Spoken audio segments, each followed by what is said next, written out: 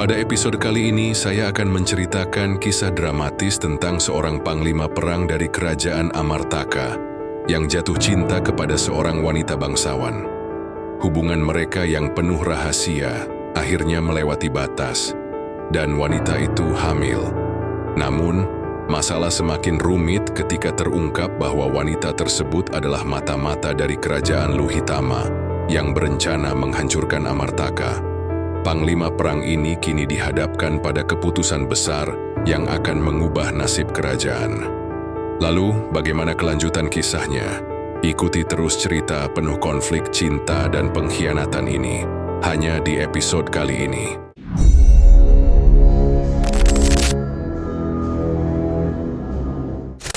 Matahari merangkak naik di atas puncak gunung, memancarkan sinarnya yang keemasan ke seluruh lembah. Di bawah naungan istana megah kerajaan Amartaka, suara-suara prajurit yang tengah berlatih memenuhi udara. Arya Brahmantaka, panglima perang yang dihormati oleh seluruh prajurit, berdiri tegap di halaman utama. Ia adalah sosok gagah berusia 40-an, dengan rambut hitam pekat yang mulai diselingi uban. Pandangannya tajam, dan setiap langkahnya memancarkan kewibawaan. Hari itu adalah latihan rutin yang dipimpin langsung oleh Arya Brahmantaka. Ia dikenal sebagai panglima yang tidak hanya ahli dalam strategi perang, tetapi juga berani turun langsung ke medan laga. Namun di balik ketegasan dan kegagahannya, ada kegundahan yang tersimpan rapi di dalam hatinya. Setelah latihan selesai, Arya kembali ke kediamannya. Di tengah perjalanan, ia menerima kabar bahwa sebuah delegasi dari kerajaan Luhitama, salah satu sekutu lama Amartaka, telah tiba. Delegasi itu dipimpin oleh seorang putri bangsawan bernama Dyah Ratih Lestari, wanita yang telah menarik perhatian Arya sejak pertemuan mereka pertama kali 2 bulan lalu. Dyah Ratih Lestari adalah sosok yang memikat. Kecantikannya tidak hanya terletak pada parasnya yang menawan, tetapi juga pada kelembutan sikap dan tutur katanya yang penuh kehormatan. Dalam setiap pertemuan diplomatik, dia selalu membawa aura yang membuat siapapun merasa nyaman di dekatnya. Arya, yang selama ini hanya berfokus pada tugas-tugas militer, merasa dunianya berubah sejak mengenalnya. Malam itu, istana mengadakan jamuan untuk menyambut delegasi dari Luhitama. Di aula besar yang dipenuhi dengan lantunan musik gamelan dan aroma bunga melati, Arya melihat Dyah dari kejauhan. Wanita itu mengenakan kebaya hijau zamrud dengan hiasan bunga di rambutnya. Ia tampak seperti jelmaan bidadari. Arya mendekat, berusaha menjaga sikap meski hatinya berdebar-debar. "Salam hormat, Gusti Dyah," sapa Arya dengan nada sopan. Dyah tersenyum lembut. "Panglima Arya, kehormatan besar bisa bertemu dengan Anda lagi." Percakapan mereka mengalir dengan alami. Dyah berbicara tentang keindahan alam Amartaka, sementara Arya menjelaskan tentang sejarah dan kebudayaan kerajaannya. Malam itu Arya merasa semakin tenggelam dalam pesona Dyah. Namun ia tidak menyadari bahwa di balik senyum dan kelembutan wanita itu, ada rahasia yang kelak menghancurkan segalanya.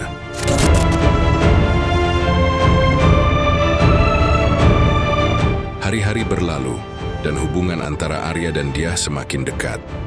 Mereka sering bertemu secara diam-diam di taman istana. Di sana, di bawah rembulan yang bersinar redup, Arya mencurahkan isi hatinya. "Dyah, aku tahu ini salah," ujar Arya dengan suara bergetar. "Aku hanya seorang panglima, dan kau seorang putri bangsawan. Tapi aku tak bisa memungkiri perasaanku."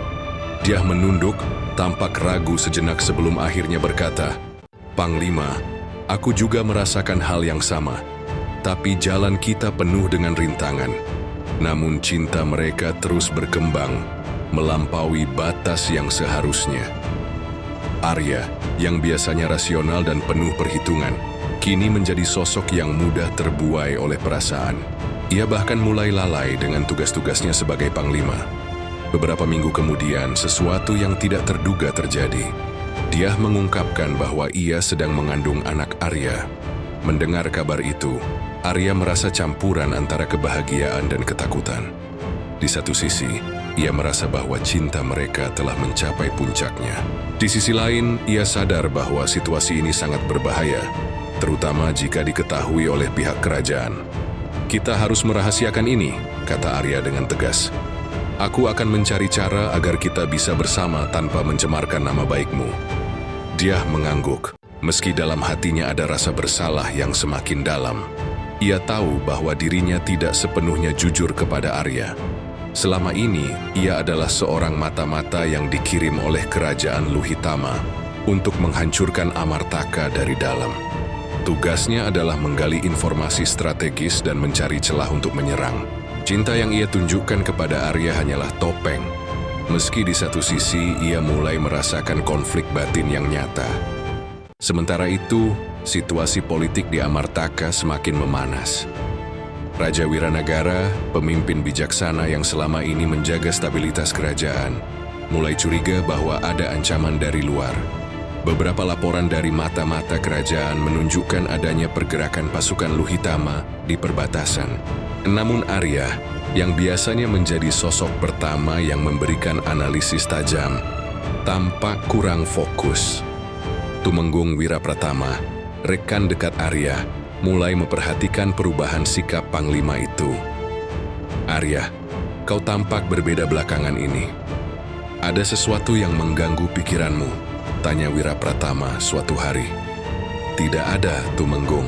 Aku hanya merasa lelah belakangan ini," jawab Arya singkat. Namun Wirapratama tidak puas dengan jawaban itu. Ia diam-diam mulai menyelidiki, terutama setelah mendengar desas-desus tentang pertemuan rahasia Arya dengan seorang wanita asing. Pada malam yang kelam, ketika angin berhembus dingin, Arya menerima surat dari Dia yang memintanya datang ke sebuah tempat terpencil di luar istana. Dengan hati-hati, Arya pergi tanpa memberitahu siapapun. Di tempat itu, ia menemukan Dia yang tampak gelisah. "Ada apa, Dia?" tanya Arya mencoba menenangkan wanita itu. "Panglima, aku takut. Aku merasa ada yang mencurigai kita," jawab Dia dengan nada cemas. Arya meraih tangan Dia, berusaha meyakinkan, "Tidak ada yang akan menyentuhmu. Aku akan melindungimu apapun yang terjadi." Namun di saat yang sama, Tumenggung Wirapratama dan beberapa prajurit telah mengikuti jejak Arya. Mereka mengamati dari kejauhan, mencatat segala yang terjadi. Di sisi lain Dia, yang sebenarnya sudah memberikan informasi penting kepada kerajaan asalnya, merasa waktu pengkhianatan besar semakin dekat. Pertemuan itu menjadi titik awal dari konflik besar yang akan mengguncang kerajaan Amartaka. Arya tidak menyadari bahwa cintanya yang mendalam telah menjadi senjata yang akan menghancurkan dirinya dan kerajaannya.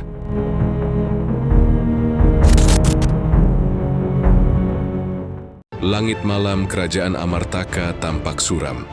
Bintang-bintang yang biasanya menghiasi cakrawala tampak tertutup awan tebal, seolah mencerminkan ketegangan yang menyelimuti istana.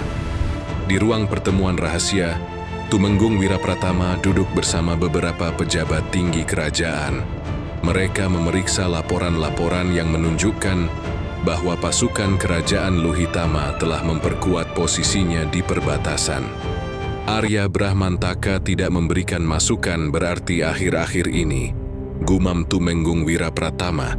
Matanya tajam menatap peta yang terbentang di meja. Ada sesuatu yang mengganggu pikirannya, dan kita harus mencari tahu apa itu sebelum terlambat. Di sudut ruangan, seorang prajurit muda masuk dengan membawa dokumen rahasia. "Tumenggung, kami menemukan sesuatu yang mencurigakan. Surat ini diselundupkan keluar dari istana. Isinya adalah informasi tentang posisi pasukan kita di selatan." Wirapratama membaca surat itu dengan dahi berkerut. Tulisan tangan dalam surat itu tidak asing baginya, tetapi ia belum bisa memastikan siapa pengkhianatnya. Ia memutuskan untuk mengamati lebih jauh sebelum melaporkannya kepada Raja Wiranagara. Di sisi lain, Arya Brahmantaka semakin larut dalam dilema pribadinya. Hubungannya dengan Dyah Ratih Lestari membuatnya kehilangan fokus sebagai panglima perang. Ia sering menghabiskan malam-malamnya bersama Dyah di sebuah rumah terpencil di luar istana. jauh dari pandangan mata-mata istana. "Arya, aku merasa waktu kita semakin singkat," bisik dia suatu malam. Wajahnya dipenuhi kecemasan. "Mengapa kau berkata begitu, dia?" tanya Arya memegang tangan wanita itu dengan lembut. "Aku mendengar kabar bahwa Tumenggung Wirapratama mulai curiga. Jika mereka mengetahui hubungan kita, aku takut mereka akan menghukum kita berdua," jawab dia dengan nada sedih. Arya menghela napas panjang. "Aku akan melindungimu, dia. Apapun yang terjadi, aku tidak akan membiarkan mereka menyakitimu atau anak kita." Namun, di dalam hati Arya tidak bisa menghilangkan perasaan ganjil. Ada sesuatu dalam sikap dia yang terasa tidak sepenuhnya tulus, tetapi cintanya yang mendalam membutakan logikanya.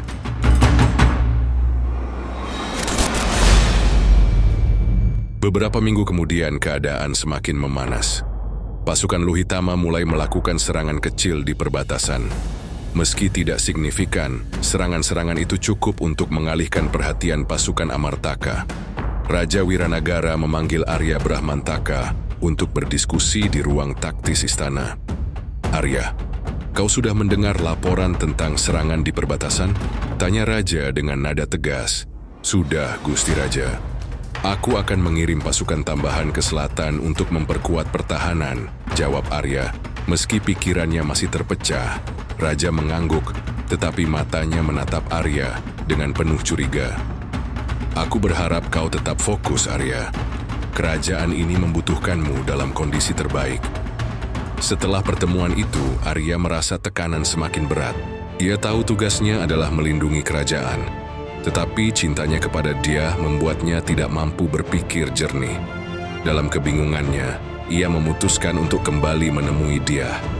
"Dia, aku tidak tahu harus berbuat apa," kata Arya dengan nada putus asa. "Keadaannya semakin rumit. Aku takut akan kehilanganmu."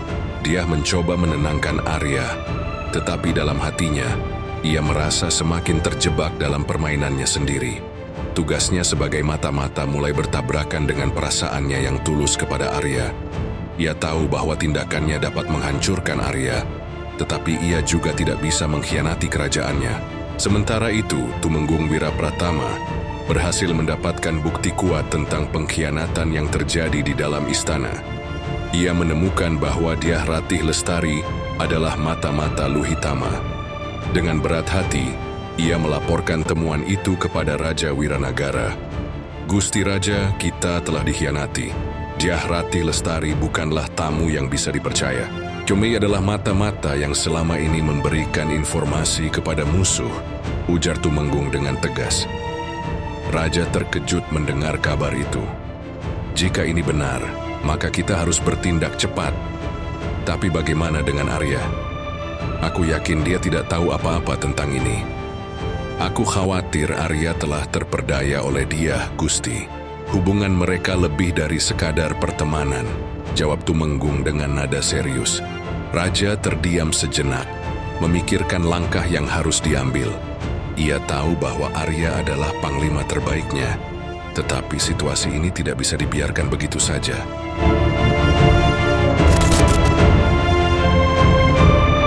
Pada malam yang sama, Dyah menerima perintah terakhir dari atasannya di Luhitama. Ia diminta untuk membuka gerbang selatan istana pada malam berikutnya, agar pasukan Luhitama bisa masuk dan menyerang Amartaka dari dalam. Perintah itu membuat Dyah berada di persimpangan. Jika ia menurut, maka ia akan mengkhianati Arya sepenuhnya. Tetapi jika ia menolak, ia akan dianggap pengkhianat oleh kerajaannya sendiri. Arya datang ke rumah terpencil itu untuk menemui Dyah. Ia melihat wanita itu tampak gelisah. "Ada apa, Dyah? Kau tampak tidak seperti biasanya," tanya Arya dengan nada khawatir.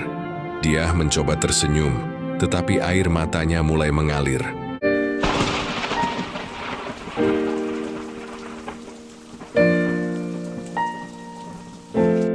"Arya, ada sesuatu yang harus kau ketahui." Namun, sebelum Dyah sempat mengungkapkan segalanya, pintu rumah itu didobrak oleh sekelompok prajurit. Tumenggung Wirapratama masuk bersama beberapa penjaga istana. Arya Brahmantaka, kau telah ditipu. Wanita ini adalah mata-mata yang selama ini mengkhianati kerajaan kita, ujar Tumenggung dengan suara lantang. Arya terkejut. Ia menatap dia dengan tatapan penuh kebingungan. Apa maksudnya ini dia? Katakan bahwa ini tidak benar. Dia tidak mampu menjawab. Air matanya semakin deras mengalir. Dalam hatinya ia ingin mengungkapkan kebenaran, tetapi lidahnya keluh. Penangkapan dia membuat Arya berada di titik terendah dalam hidupnya. Ia merasa dikhianati oleh wanita yang dicintainya, tetapi di sisi lain, ia tidak bisa menghilangkan perasaannya kepada dia. Di penjara, dia memohon untuk bertemu Arya sekali lagi. Raja akhirnya mengizinkannya, meski dengan pengawasan ketat. Di hadapan Arya, dia berkata, "Maafkan aku, Arya. Aku tidak pernah berniat melukaimu. Aku hanya mengikuti perintah, tetapi aku benar-benar mencintaimu." Arya tidak menjawab. Ia hanya berdiri diam, matanya penuh dengan rasa sakit dan pengkhianatan. Dia tahu bahwa hubungan mereka tidak mungkin diperbaiki lagi. Namun, masalah tidak berakhir di situ. Pasukan Luhitama tetap melancarkan serangan besar-besaran ke Amartaka.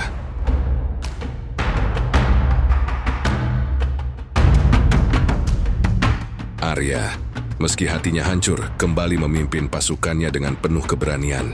Pertempuran besar di perbatasan selatan menjadi penentu nasib kerajaan Amartaka. Bagian ini berakhir dengan Arya berdiri di medan perang. Darah mengalir dari lukanya, tetapi semangatnya tidak pernah padam. Ia bersumpah akan melindungi kerajaannya, meski harus mengorbankan segalanya, termasuk cinta yang pernah ia anggap suci.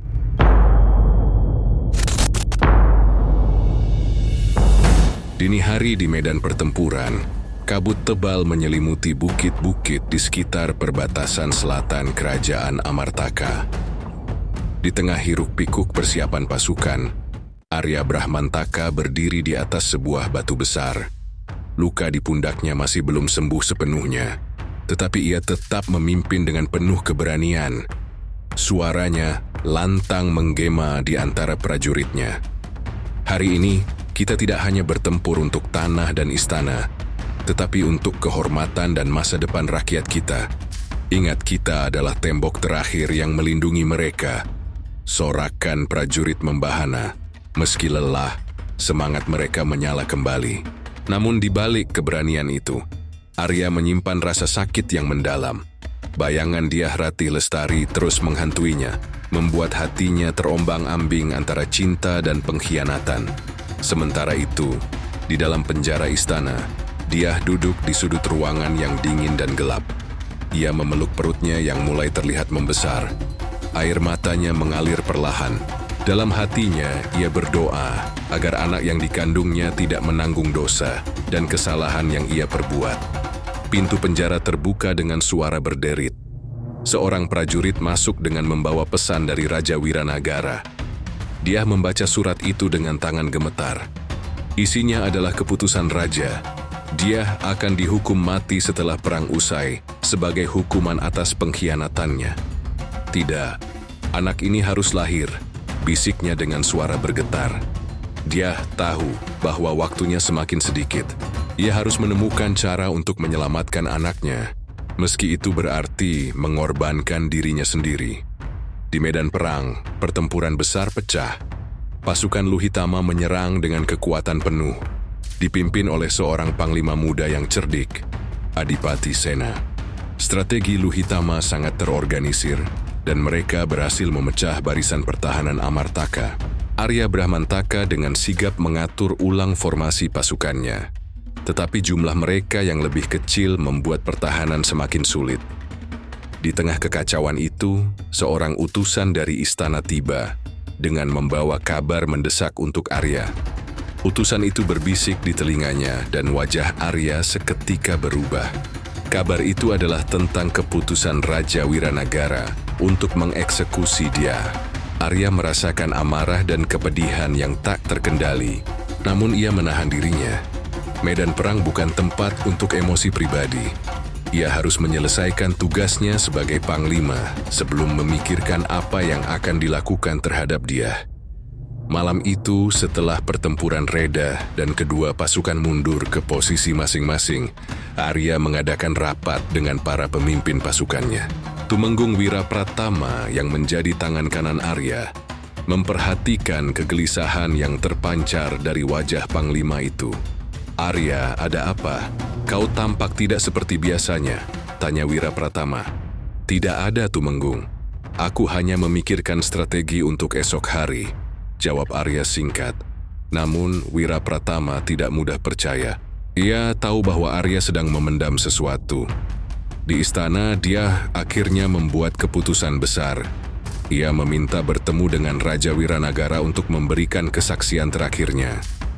Dengan pengawalan ketat, dia dihadapkan pada sang raja di aula istana. Wajah Raja Wiranagara penuh dengan kebijaksanaan, tetapi juga ketegasan. "Gusti Raja," dia memulai dengan suara lirih, "aku tidak meminta pengampunan untuk diriku sendiri.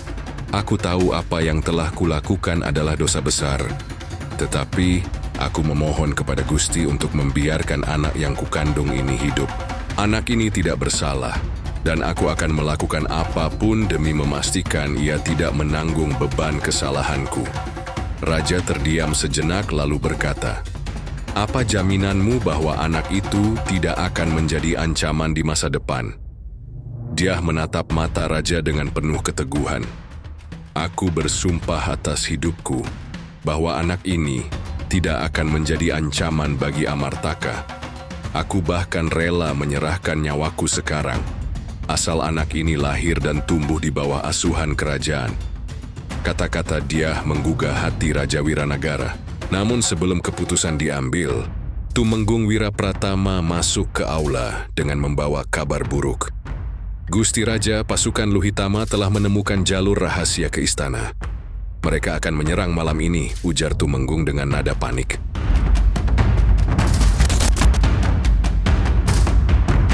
Serangan Luhitama datang lebih cepat dari yang diperkirakan. Pasukan musuh berhasil menembus tembok istana melalui jalur rahasia yang sebelumnya digunakan dia untuk menyelundupkan informasi.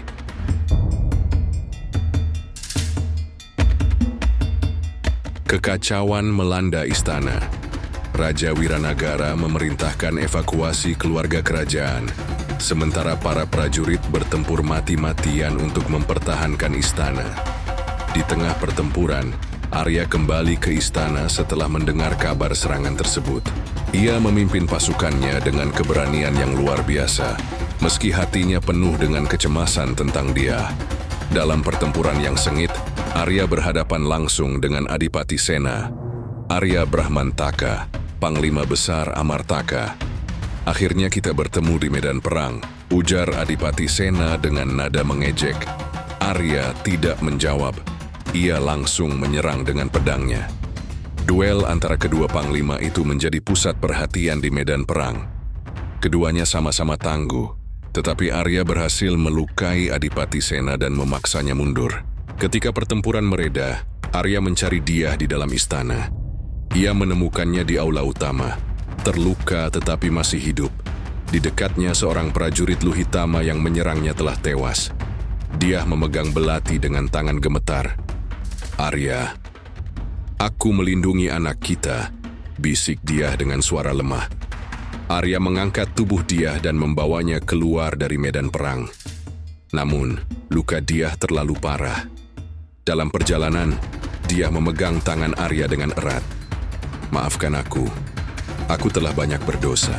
Tapi aku ingin kau tahu bahwa cintaku padamu adalah nyata," ucap dia sebelum napas terakhirnya terhembus.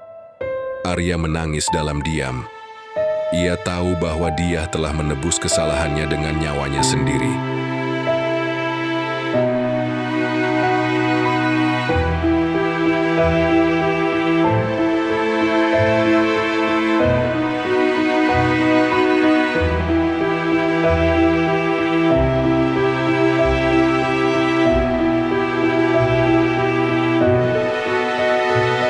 Perang akhirnya dimenangkan oleh Amartaka, tetapi dengan harga yang sangat mahal. Raja Wiranagara memutuskan untuk merawat anak dia sebagai bagian dari keluarga kerajaan, meski dengan pengawasan ketat. Anak itu diberi nama Aryadipa sebagai penghormatan kepada Arya dan Dia. Arya Brahmantaka mengundurkan diri dari jabatannya sebagai panglima. Ia memilih hidup sebagai pertapa di pegunungan, menjauh dari hiruk-pikuk politik dan peperangan. Namun, namanya tetap dikenang sebagai pahlawan yang mengorbankan segalanya demi cinta dan kerajaannya.